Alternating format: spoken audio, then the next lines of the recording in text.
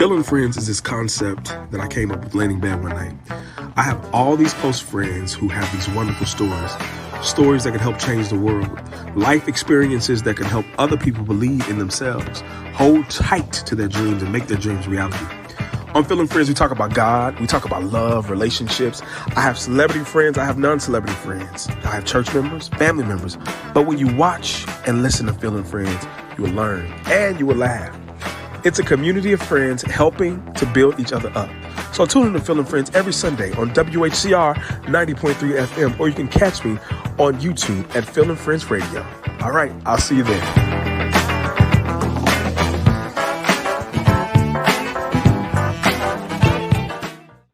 WHCR 90.3 FM, the voice of Harlem. What's up, everybody? It's me, Phil, and I'm back here with another episode with you, my friends. Listen, I've got one of my good friends, and we always say that, but he's one of my really, really good friends. I've been knowing him when I started pledging Alpha Phi Alpha Fraternity Incorporated at Clark Atlanta University. He's my big brother. We call him Bill, but y'all know him by Will Anders. He's over this great program in New York City, and we are going to talk about it today live on air. So without further ado, let's bring in my boy, Bill, but he's known by William Anders. Let's bring him in. What's up, brother? Hey, what's going on, man? It's good to see you. How you doing? Oh, man, I'm wonderful. I'm alive. I woke up this morning, man, so I won't complain about nothing. We woke up this morning. Thank you so much for coming on, man. I got to tell you, thank you so much for just being a good big brother, man. You've helped me out with so much in New York, and I'm so grateful for that. Oh, man, listen, you know how we do, man. No thanks needed, man. We just operate and we support each other. That's what we do, man. Absolutely. That's what we do. Just to let the audience know, we got a little technical difficulties, but that's just something that hopefully everything is going well on our end. So hopefully you guys can see us and we're making it happen. All right. So just go ahead and tell the audience who you are, brother. I'm just William Anders at the end of the day. Just a guy from Trenton, New Jersey.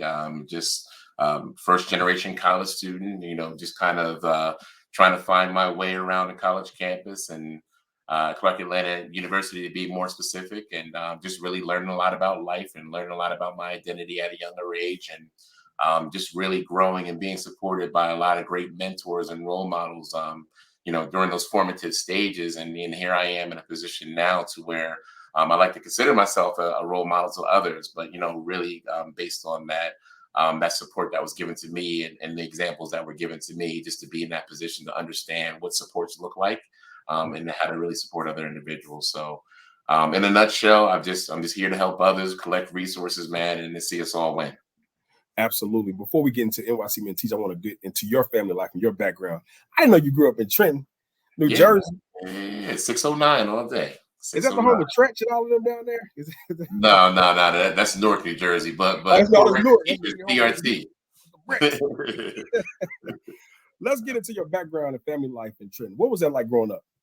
I grew up on the outskirts in a township called Ewing Township, which is literally right on the outskirts of Trenton, New Jersey. So, it was its own township, and a lot of our resources came from the city. A lot of places to hang out were in the city, but middle class, a good, diverse population. So a little bit exposure to some of everything, right?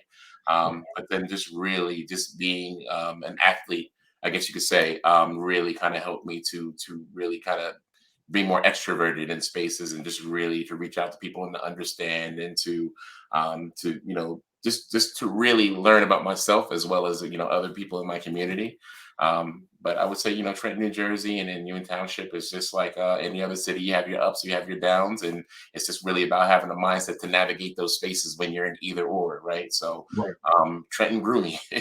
That's the best way I can say. Trenton really grew me and prepared me for everything else. It's a foundation for everything else that I learned from there. So right.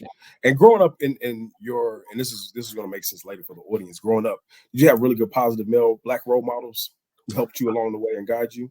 My father, I would say, would always have to give thanks to just my father, being my first role model and just really kind of guiding me and kind of setting that tone for outside the house. So leaving outside the house and then looking for other individuals that kind of emulated his personality or that kind of had his same type of support, playing sports, being exposed to other male role models. I've always been surrounded by male role models. And if I wasn't, then I always kind of more so found myself flocking to individuals that that I can learn from.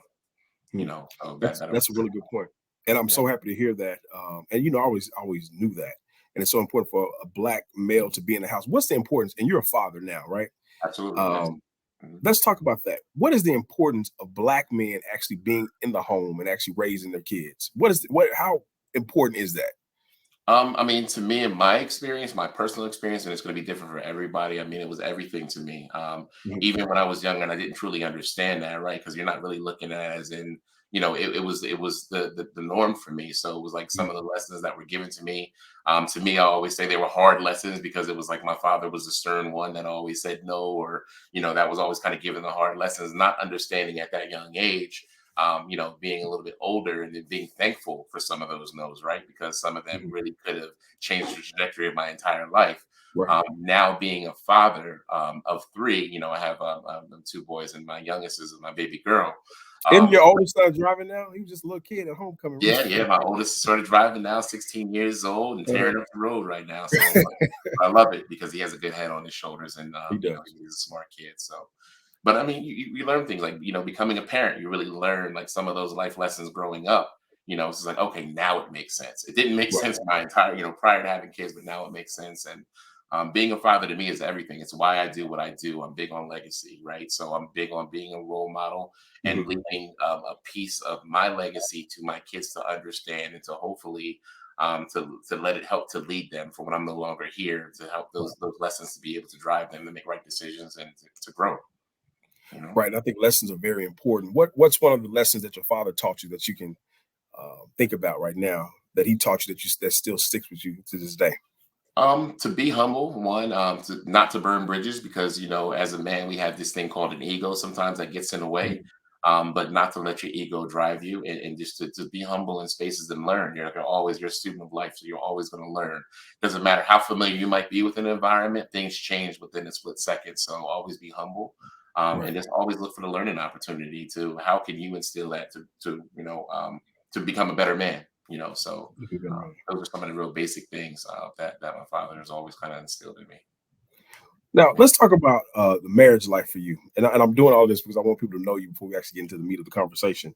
What does absolutely. it mean to be a husband, to be a good husband to your wife? And for those men that are watching who are having difficulties, what advice would you give them in their relationships with their wives?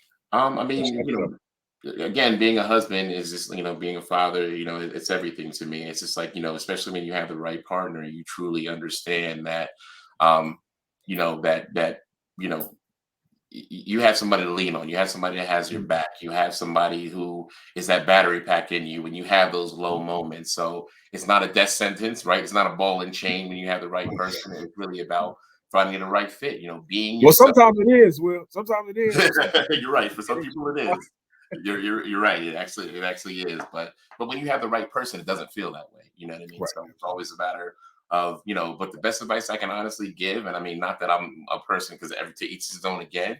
Mhm. But to be yourself in the very beginning, when you first introduce and you first meet, you know, your partner, just being who you are, right? Because then it's not a matter of you showing your representative in the beginning, and then then the real you comes out down the line, and it's like now you have all these challenges. It's like no, show up as who you are, Right. and then the right person that's for you will accept you, and then you'll learn about what that partnership is. And I call my wife. I mean, she's my partner in life because there's Mhm. nothing that I go through that she doesn't go through with me, and vice versa. So Right. we understand our space, we understand our roles, and I mean, it works. It works. And that's important. It's making sure you find somebody you're equally yoked with, and then it's finding somebody who is a partner for you, who's going to support you. Yeah, yeah, And yeah, absolutely. that's yeah.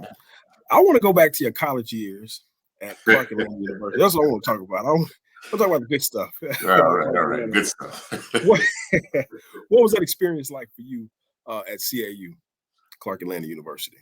um, So I say Trenton is the city that grew me, but Mhm. Clark Atlanta is uh, the experience that made me who I am today. Hands Mhm. down, no competition, no ifs, ands, or buts about it.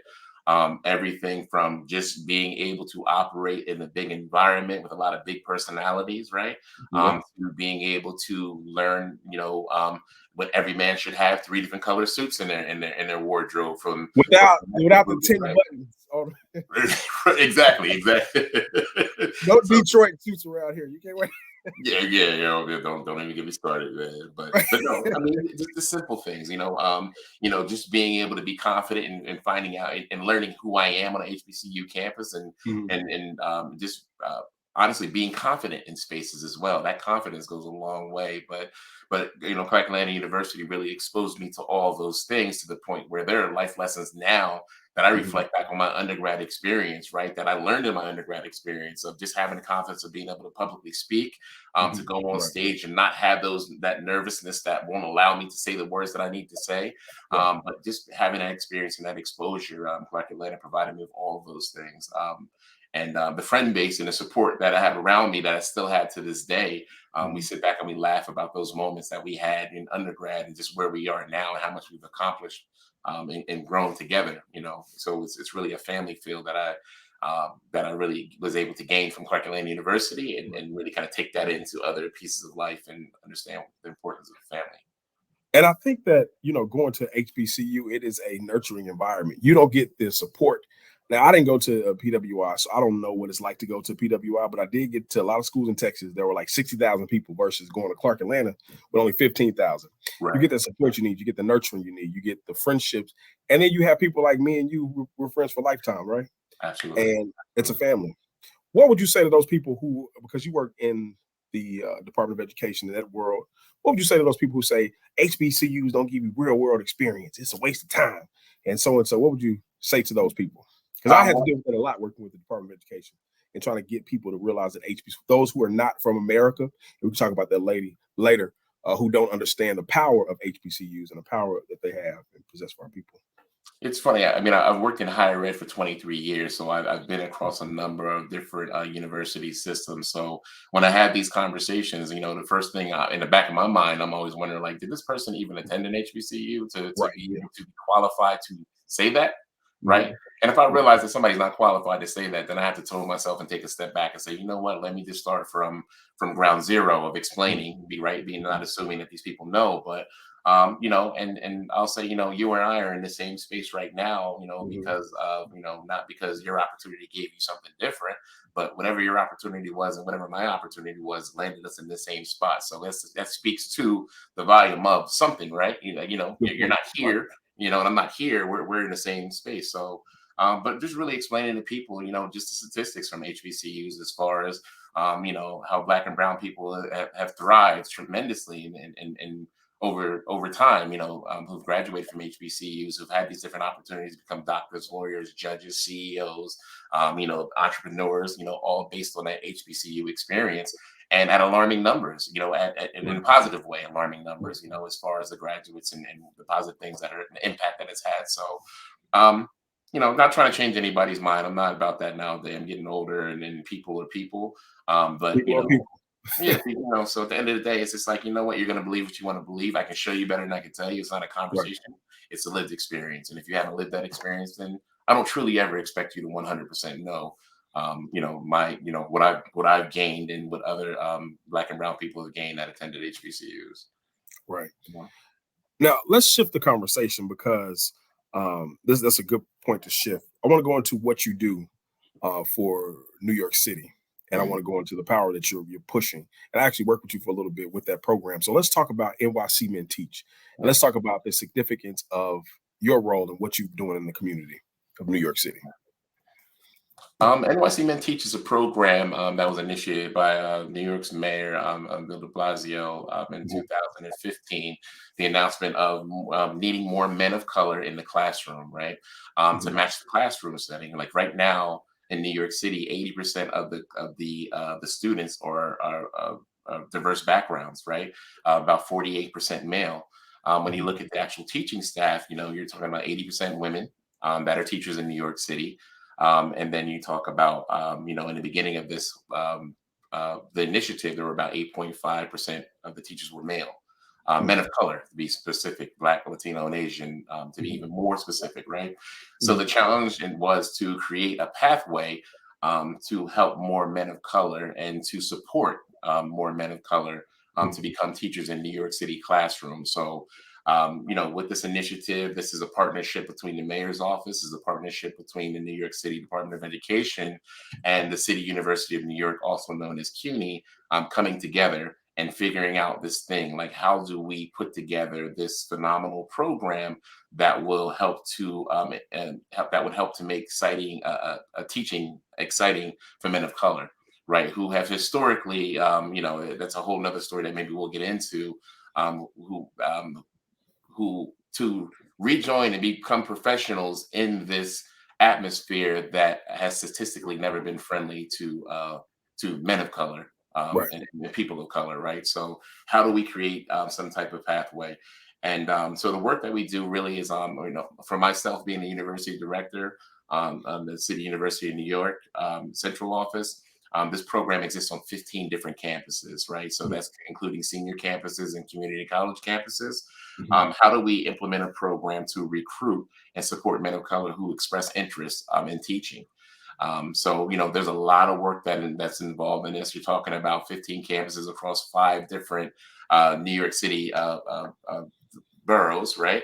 And that's within the university system, correct? And we'll talk about how to walk through this program as well. Right, across the university system. So, there's 15 different campuses. You're talking about 15 different cultures on each of those campuses. So, but really working closely with the Department of Education in order to really prepare pre-service teachers to be prepared to go into the in-service setting, right? But a lot of intentional care, which I know that we'll talk about. So, it's a lot of work. It's a really great program. I actually worked with the program for a little while, and so that's why I wanted you to come on to tell people about the program. Tell me, let's walk us through. I want to be a teacher. I don't know what to do. How can I get a part of this NYC Men Teach program? Do I have to be at a CUNY? Can I walk us through the program or how to get a part of the program? So for New York State, you do have to have a teacher certification, an initial teacher certification in order to become a full-time teacher in the Department of Education, right? So that means that, ideally you're going to join some type of alternative certification program, or you're going to join some type of teacher certification program. In my realm of this program, I work with the pre-service teachers that are actually joining a teacher education program. So they're getting their degree in teacher education in certain subject areas, right? That's not for everybody. Some individuals maybe aren't on that teacher ed path, and maybe they just kind of find out their senior year, you know what, I no longer want to be a history major. Now I want to teach history in public schools. So there's alternative tracks to where there's a number of programs. We have teaching fellows. We also have teaching collaborative option for individuals to become teachers through those pathways. And we guide them through those pathways as far as introducing deadlines and just what's needed and helping to prepare those individuals to fill out applications to get into those programs to become a teacher as well. Also supporting them through their state exams that are required to become a teacher. We have different supports for that. Also, we have, Metro cards to where we support individuals as far as getting to and from, those programs. And, also we have, I don't even know where to start, man. It's so many different avenues, right? Yeah, so many different avenues, right? But you have to be actually registered in the school, right? On 16 campuses, and then you can help them through. That could be a freshman, right? You can be a freshman on a campus as long as I want to be a teacher. I can start going through the process. Is that right? Okay. So from a senior campus, you would need at least 25 credit hours and at least 25 credit, okay. GPA, or like a 2.75 in that ballpark. To be considered. And then on the community college campus, you need at least 12 credit hours and a 2.75, 3.0 GPA in that ballpark in order to be considered for the program. But there is an application. You know what's funny about that too is I didn't realize as a teacher, some places you need like a 3.0 to even that, so that you reach high if you want to be a teacher, because they don't want no dumb people coming. Not to say dumb, but they don't want, you know what I mean? Not dumb, but you want to be able to say, oh, well, you are a teacher and you achieved in school, so now we want you in our program. Absolutely. Programs, you need to have a certain GPA in that major in order to successfully pass that major. You're correct. That is correct. Right. What are some of the hurdles that people have to go through? What are some things that you've seen that people they're thinking about joining? Like, I don't want to, I don't know what to do. What are some hurdles that may? I would say honestly, if I had from the outside, when I say from the outside looking in, I mean from not being a current student going through this process. A lot of things I honestly feel like some of the processes made a lot more difficult than what it needs to be, right? At the end of Mhm. the day, I mean, when you have a website that has a bunch of language on it and it's like you're expected to go to the language and just kind of decipher through and make sense of it to the best of your ability, sometimes that can be a little bit challenging when you're Yeah. trying to take care of a family and when you're working and you're a student. And it's just like sometimes you just need to know the straight path that you need to follow and save time, right? So some of the challenges are really just kind of understanding the correct steps, better yet, Mhm. to take so you're not disqualified from the pool. So is it a matter of now that, okay, now is the time for me to fill out an application, or now is the time for me to take the teacher certification exam, or is now the time for me to prepare for these exams, or is Mhm. now the time for me to student teach? But the program does a really good job as far as like really guiding those students through next steps with one pagers and just really kind of clarifying those layers that are needed and just really simplifying the process. That's really it. Simplifying the process is what the program is about. You Well, know. why is it so important for the mayor, Bill de Blasio, the former mayor? And I assume as we have a black mayor now, black man mayor, why is it so important for black men to be in the classroom? Like, why is that a big deal? Or people of color as well? Because I know we also talk about people of color, men of color, and women of color. And the program is just not, you can clarify that too, it's just not for men, right? They want all people of color, if I'm not mistaken. Right. So Right. the intentionality is going to be for men of color, Okay. specifically targeting Black, Latino, and Asian. But I mean, it's open to all.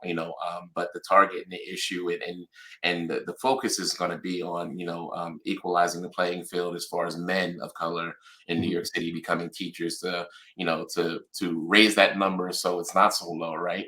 So there is more male representation in the classroom, right? So the importance of that is for a number of reasons. All of these reasons are so layered.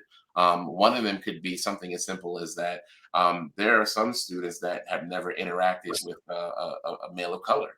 So the only Right. interaction they get is from what they see on TV or from the images from social media. Which could be negative, as we all know. The Right. news tends to sensationalize negativity. Um, so, being a teacher of color and being in front of that classroom gives a different image, a different idea and understanding that a student can actually see and feel and touch and interact with to create Mhm. their own understanding, not to take on another narrative that's being built for them. We also know that, from a research standpoint, and this is speaking specifically to Black male teachers, by an elementary school child having a Black male teacher increases their percentages of going to college, and it decreases their percentages of dropping out of school. That's all students, not just specifically Black students. So Wow. we see that a Black male teacher specifically does have an overall impact on everyone. It Not does. just a matter of just saying that we need more teachers, right? Mhm. So just having that impact alone, I mean, is important enough to want to really focus in on what can create a better environment and atmosphere for my child. And this is what the research is leading towards.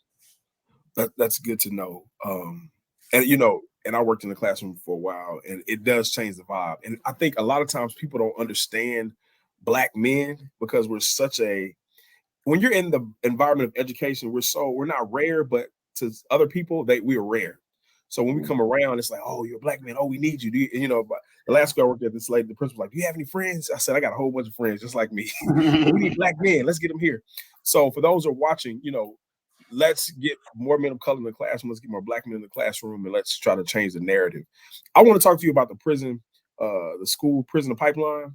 Okay. How do we fix that? I mean, I know you work with this, and how do we change that narrative to get people not going to prison but going to college, changing the narrative of our young people, and trying to get them or get the school system to change their narrative to say, hey, this is not prison pipeline. There have some other underlying issues that are going on at home and other things, and let's focus on the child, the whole child, instead of disciplinary issues. What do you think about that? I honestly wish I had that answer because I'd probably be a multimillionaire and I'd probably be on every CNN station and NPR station talking about the solution. Yeah. However, you know, it's that's a hard answer because Mhm. it's really, in my opinion, it's really about having first and foremost. I don't believe there's any type of work that can be done as far as changing any type of narrative unless you Mhm. have commitment Mhm. from the top down. I'm not talking about middle management. I'm not talking about the people on the ground doing the work, but from the very top down, right? You have to have Mhm. that commitment. That says that this is important and that this is a priority in order to get more people involved in understanding the mission involved, right? So when you're talking about in educational settings, you have to have more individuals that are exposed to the information to understand that the students in front of them, they're not all cookie cutters. They're, Right. that everybody has a different background that's affecting them, and it affects their academic performance. So being empathetic, being very intentional about understanding, connecting with your student first and foremost. I'm big on connection. Content or connection over content is always big, right?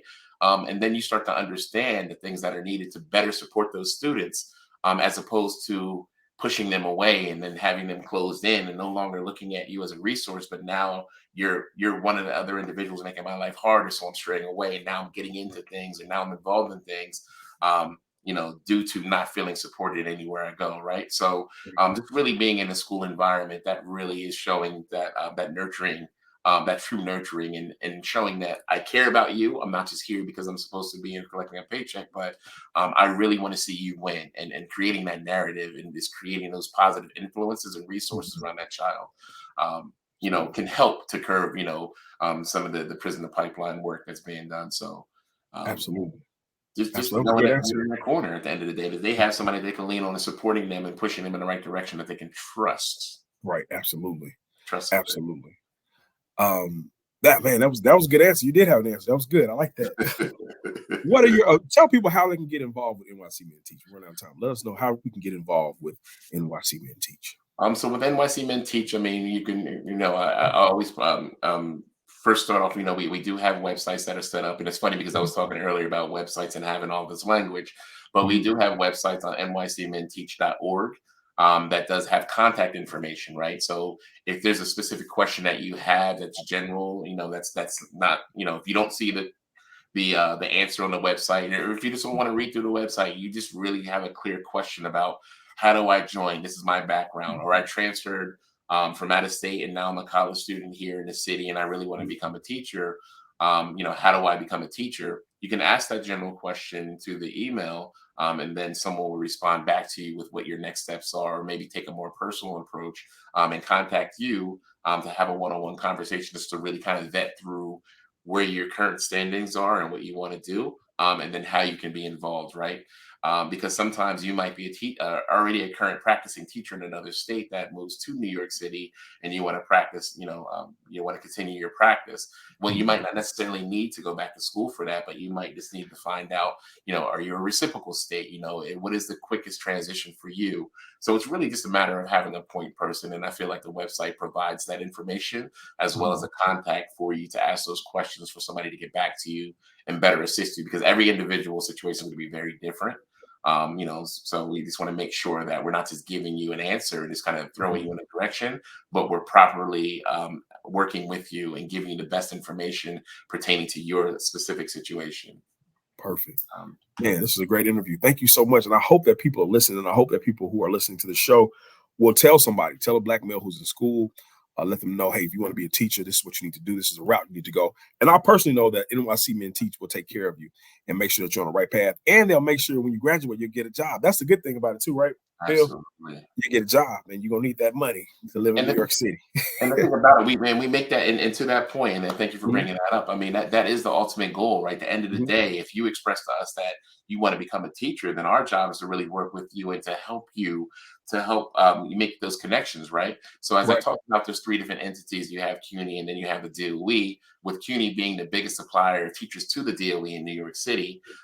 We want to make that connection to where it's more seamless, right? To where you already have individuals that are a part of the recruitment team, that you're working with, and you know who they are, so that the information that you're getting to how to apply to the program and become a teacher is coming from the horse's mouth. It's not coming third party. It's coming from the actual individuals or within the DOE that are handling those processes, right? So, we don't, so we want to make sure that, from the pre-service side for the CUNY students that are part of the program, that we're able to make that connection to the DOE colleagues, to your DOE colleagues, right? You have a trusted individual that that the information that's being given to you and shared with you is accurate information. The deadlines are accurate as far as the need is accurate, and then also you have access to what those hurdles are ahead of time. Because if you know what those hurdles are ahead of time, then we're able to better assist you get over those hurdles or prepare for them. So absolutely. And becoming a teacher is cooler than what a lot of people give it credit for, right? I know a lot of us have had um, a lot of men of color have had bad experiences in the K through 12 to where you're completely turned off by school. But what I really want a lot of men of color to think about is one, if you had that experience, right, then how do you help to stop perpetuating that cycle? Right. If Well, you know this is going on, and you know there's other black and brown kids that are currently going through this, and they're all, kind of going through their own phase. Some of them might be successful like you, some of them might not quite make it. But how do you put yourself back in a position to now to become a support? Or how do you put yourself in a position to become a role model to help identify some of these things while they're happening, so a student doesn't go down the wrong path and make the wrong decision? So you want to think about those things. How can you better help society? Becoming a teacher touches every aspect of life, because this is the next generation. At the end of the day, whether you like it or not, right, this is the generation that's going to be the CEOs and managing this company and presidents right, and politicians. So the right. better guidance they have and the stronger guidance they have at this formative stage, then ideally the more impactful in the positive way decisions they're going to make, Absolutely. based on that support that you've given them. So becoming a teacher is life's work, but it's very rewarding. Very rewarding. Very I think rewarding. that's a good place to stop. It is very rewarding, and as a black man who actually worked in the school system, if you guys can make a change, make a change. And personally, I was one of those people who was turned off by the school system. But what I did realize that when I walked down the streets in Brooklyn or in Harlem, kids were like, "Oh, you're our favorite teacher. Why did you leave us?" I'm like, "Because y'all gave me hell, number one." But it was a great experience, and it's like, oh, I really did make an impact. And even the teachers tell me, like, you really did make an impact on the kids. So think about becoming a teacher with NYC Men Teach, and I think it's a great program. And I think that if it's your passion and you want to do it, go after it. This is the perfect place to do it, right, brother? Right. We need you. We need you. We need you in the classroom. We need you in the classroom. Answer Absolutely. that call. And if you've ever thought about it in the past, or it's ever been like an inkling of a thought, look into it. Look into it. That's something bigger than yourself that's informing you that Absolutely. maybe there's an opportunity there that you're not given a chance. So look into teaching. Look into teaching, please. We Absolutely. need you. Well, thank you so much for coming on, brother. I really appreciate you. This is a great interview. And we hold tight for me in the green room, okay? Gotcha. All right. I want to thank my brother Bill. We call him Bill, brother William Anders, for coming on air. What a great show. NYC Men Teach. Look them up. It's a great program. I've worked with them before some years ago, and I think it's a great program. If you want to make a change, you want to make a difference in somebody's life, give back to the community. The community is giving so much to us, so why not give back to them? You're listening to Phil and Friends right here on WHCR 90.3 FM, the voice of Harlem. I'll see you guys next time. Peace.